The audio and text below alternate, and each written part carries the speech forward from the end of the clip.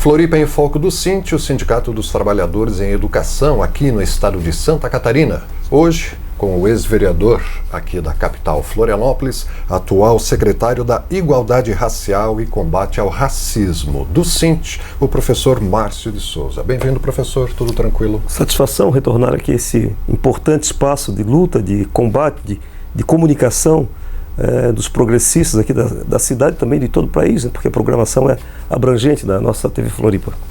Inclusive chamada de mídia alternativa, né? Como é a homenagem que o vereador Lino Pérez está prestando hoje a alguns meios de comunicação aqui da capital. Merecidamente. Merecidamente.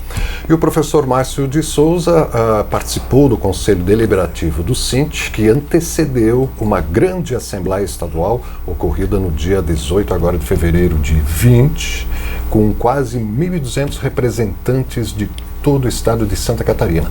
Como é que estava o clima da categoria, professor? Como você bem disse, uma grande assembleia, porque foi a assembleia onde os sentimentos expressos pelas faces, pelos rostos, pelas falas daqueles que participaram da assembleia, deu conta do ressurgimento da crença da nossa capacidade de luta. Estavam meio amorfinados. Víamos numa conjuntura nacional, conjuntura estadual, onde não tem nenhum trabalhador, nenhuma categoria vanguardista que sempre esteve no campo de luta em defesa dos trabalhadores, da classe trabalhadora, que pudesse gozar de satisfação e alegria. Né? A conjuntura nacional de duros ataques à classe trabalhadora, os direitos consagrados constitucionalmente, direitos consagrados na Carta dos Direitos Humanos, inclusive, sendo ameaçados e vilipendiados enormemente pelo Congresso, pelos tribunais e pelo Executivo Nacional especialmente. E com os seus imitadores locais, no caso aqui, o governador Moisés, que imita, apesar de dizer que não, imita os passos do governo Bolsonaro. Inclusive o governador continua sendo chamado de fora da lei. Porque não está cumprindo o piso do magistério desde 2019. Inclusive a Assembleia falou sobre isso, querem esse aumento de 2019 que não veio e mais os 12,84% agora de 2020. 17 e pouco por cento. Então, e o governo ofereceu 3, alguma coisa por cento. A categoria não aceitou? Obviamente que diante de um vilipêndio, de uma situação indigna apresentada nesse percentual de 3%, a categoria, naquilo que lhe resta de dignidade, não poderia levar para casa, aceitar esse termo, que na realidade nós consideramos taticamente um ensaio do governo. Ensaio? Ensaio. Ele colocou 3% na sala para ver qual a nossa resposta. Então, ele está tendo a resposta que merece. A categoria saiu fortalecida, compreendeu exatamente que está em jogo a sua continuidade, está em jogo a possibilidade de termos uma carreira, está em jogo a questão do nosso plano de carreira, o falecimento do próprio, e por isso ela começa, está achatada, então a categoria começa a esboçar, manifestar uma reação positiva. Saíram animados, então? Saímos animados com os representantes, porque nós tivemos aqui, eu diria assim, a excelência dos lutadores de Santa Catarina reunidos em assembleia. Esses lutadores e lutadoras voltaram para casa convencidos que é necessário organizar a luta. Lutar. E eles ficam em estado de greve desde a assembleia de 18 de fevereiro até 17 de março, antecedendo uma provável Assembleia Estadual que vai ocorrer no dia 18 e que pode deflagrar uma greve.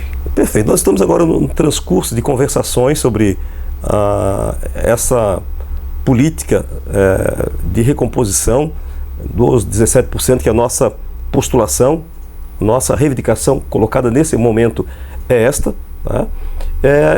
No decorrer desse tempo que datamos o limite para 18 de março, se o governo, nós condicionamos, se o governo não apresentar uma proposta condicente, haverá, sem dúvida alguma, a deflagração da primeira greve do governo Moisés. A primeira greve. A partir do dia 18, por tempo indeterminado. Por tempo indeterminado.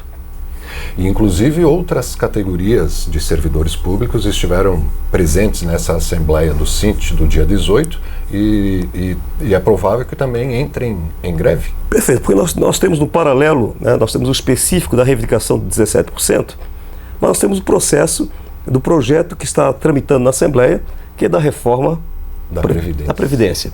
Né? Então, essa reforma da Previdência atinge a todos. E todas as categorias, né, de servidores públicos no estado de Santa Catarina estão em mobilização para frear, né, para inviabilizar a aprovação dessa matéria. No caso específico, no caso do magistério, nós temos situações bastante intrigantes e que também comprometem sobremaneira a vida das pessoas. No caso da paridade, exatamente, né, que pega inclusive os aposentados, porque não é um plano para ativa, é um plano também para aqueles que já estão aposentados, que cria uma diferenciação no momento de reajustes, um reajuste para quem está na ativa e menos para quem está. E menos, ou se houver, né, para quem está na inatividade. Reajuste de salário. Salário, proventos. Então nós teremos desigualdades além do tempo de serviço, né, que também impõe ao professor, à professora, uma jornada ampliada no tempo da atualidade, né, de 55 para os professores, 60 para os professores, aumentando a jornada de trabalho. 55 para mulheres e 60 para homens. Querem Né? botar esses limites para a aposentadoria. Para ampliar. Dar aula até aos 60 anos. Na realidade, você vai ficar 40 anos de sala de aula. 40 anos. Para ter integralidade dos salários. Tá? Então você imagina uma pessoa, quem é do magistério sabe exatamente, mas quem não é do magistério, há 40 anos no exercício de uma atividade profissional tão extenuante quanto é o magistério. Desgastante. E com o andar da carruagem, né, o avanço da sociedade, tem ficado cada vez mais delicado dar aula, né, professor? Sim, as situações de violência que se repetem, né, porque na realidade é uma construção histórica contra a educação pública no país. Nós estamos assim, talvez no limiar dessa desconstrução da importância do magistério, da importância da educação pública, da importância e da importância do professor. Essa categoria profissional, formadora de opinião, né, intensa, o espaço público do seu exercício, que é a escola, portanto, de elevação da consciência política, de elevação do papel cidadão dos indivíduos que por ali passam, filhos de trabalhadores, era necessário, diria assim, inviabilizar esse núcleo de cidadania que é a escola. Então, você degrada a escola com seus investimentos não repassados, degrada a categoria, a atividade do magistério. E aí você tem a sociedade dos sonhos, né, de quem comanda hegemonicamente, historicamente, esse país. Casa Grande. Não forma cidadãos que pensem, meros apertadores de botão. Como é o próprio Moisés fala disso, né? Que ele quer uma educação para a instrução, para o Senai, para o Senac, para apertar rosca. Né? Ele fala isso. E o Bolsonaro, que é o padrinho dele, ideólogo dele, né, diz que por que essa juventude quer tanto para a universidade? Né? Então, qual é o lugar do filho do trabalhador? É apertar honrosamente aqueles que optam ir para a fábrica, serem operários, é opção. Mas tem que ser opção. Não o impedimento do sonho de um jovem que queira galgar um nível superior, fazer uma graduação, fazer uma pós-graduação, um doutoramento, que é direito colocado. Já que os financiadores de todos os espaços públicos é o povo, é o trabalhador que o faz o financiamento. Então, ditatorialmente, o Bolsonaro atira na instituição, atira na educação, atira na universidade, desqualificando-a. Imitando o Bolsonaro, o Moisés dirige, converge toda a lógica, todas as referências de organização da escola para o Senai. Aí não é educação, é instrução. E então, a função da escola é de formar seres humanos críticos, pensantes. Quem é que falou que o desmonte da educação é um projeto? Não é uma casualidade, é um projeto. Alguém falou isso, não foi o Paulo Freire, é um pensador mais contemporâneo, né? Mas diz que o desmonte da educação é um projeto. Será que é esse o sentido? Quem estuda a história da educação no Brasil vai perceber que desde a República, desde o início do século XX, há uma disputa entre a educação privada, que tipo de educação se estabelece. Ora, nos currículos, é bem interessante, lá em 1909, você vê a disputa entre a presença do ensino de ciências da escola, a presença do ensino da filosofia da escola, ora retirados, ora reintegrados. Em 1909. 1909. essa disputa vem de longe, e moldar a escola do jeito que é o modelo. Cada modelo político, cada modelo de produção exige um modelo de escola. Né? Não é à toa que nós tivemos aqui, mais recentemente, no golpe de 64, o acordo MEC-USAID, daquele praticado, que instituiu o avanço progressivo e promoção automática, que criou enorme número significativo de defasagens de vítimas pelo Brasil afora. O que ele queria? Ele queria, naquele momento do milagre brasileiro, que o Brasil, submetido à lógica internacional dos alemães, dos americanos, dizia que tinha explosão econômica, precisava de técnicos de imediato, então criou-se aquela reforma de 69 para produzir um número significativo de técnicos para atender às demandas que se iniciavam no programa do milagre econômico do Brasil. E até para dizer que tem índices de educação elevados, cresceu. E o que é agora a nossa reforma educacional? A reforma do ensino médio. Não é novamente a questão do técnico? É a fala do Bolsonaro, é a fala do Moisés. Então o projeto da destruição da escola pública, essa que já teve o clássico, que já teve o científico, no ensino médio, ela continua em curso. Há uma disputa permanente entre a visão privatista, a visão de classe, a visão de raça, tendo como espaço privilegiado para esse combate a escola. Professor Márcio de Souza, diretor do SINT, o Sindicato dos Trabalhadores em Educação aqui no estado de Santa Catarina, dando alguns informes a respeito da recente Assembleia Estadual ocorrida aqui na capital e que decretou estado de greve até 17 de março, antecipando a Assembleia que haverá no dia 18 de março, caso não haja uma contraproposta do governo até lá. E para fecharmos, professor, que encaminhamentos essa Assembleia Estadual tirou? Tem usar outdoors pelo estado, usar as regionais do SINT, que são mais de 30 no estado, para mobilizar e esclarecer os professores do porquê uma provável greve, e o que mais foi tirado ali? Vou te dizer uma coisa importante, Silvio. Nós tiramos alguns pontos de encaminhamentos publicamente colocados. Nós temos a reserva de estratégias que nós vamos fazer. O Moisés conhecer a categoria.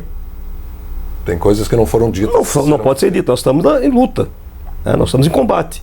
Eles nos têm como inimigos. A arte da guerra? A arte da guerra. Então, estratégia não se revela. Eles são militares, especialistas em estratégias, especialistas em espionagem. Nós estamos tratando com... Já deve saber de tudo. Nós sabemos de tudo. Nós estamos tratando com um governo especialista, que sempre foi assessor. Hoje ele é comandante. Ele sempre assessorou os governos outros no campo da informação, no campo do levantamento de quadros, no campo de dados, de filtrações. Hoje eles estão operando como governo. Então nós temos que ter um cuidado redobrado com essa qualidade do inimigo. Que eles são inimigos da educação. É isso que nós temos que colocar em conta. Inimigos? Eles são inimigos da educação. Eles querem o destroço da educação. É isso que a sociedade tem que compreender. Nós, da categoria, precisamos compreender que há um plano, um projeto político de destruição da educação pública.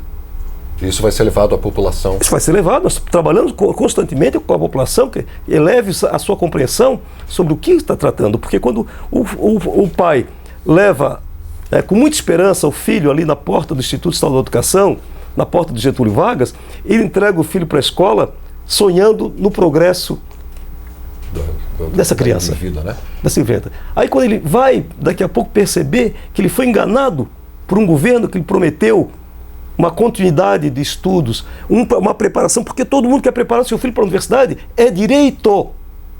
É direito. É a única forma de ascensão. Ascensão social. Tem, né? Ascensão social e econômica. Quem não detém os bens.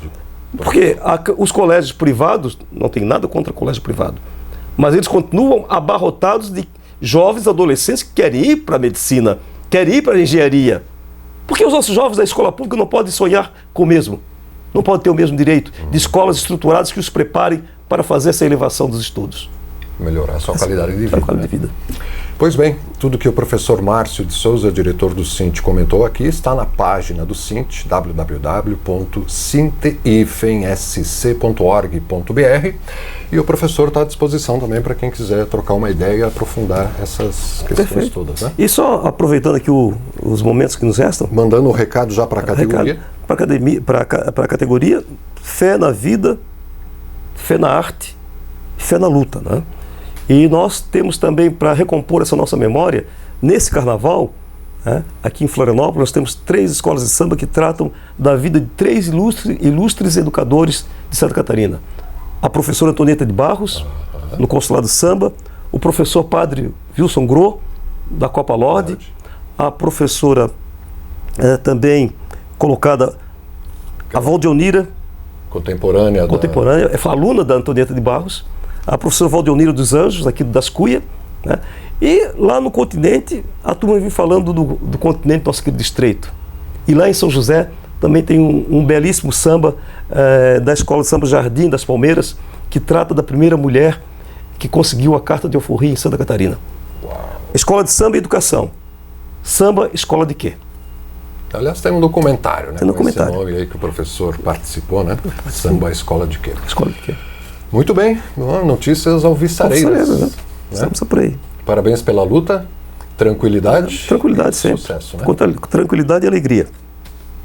E obrigado a você, principalmente servidor público. Tranquilidade e alegria? Tranquilidade e alegria.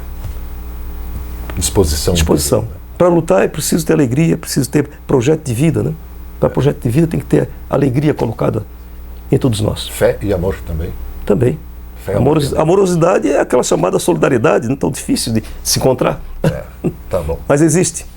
E temos que encerrar aqui o Floripa em Foco, professor. Obrigado. Que também está disponível no canal do Sint no YouTube. Até a próxima.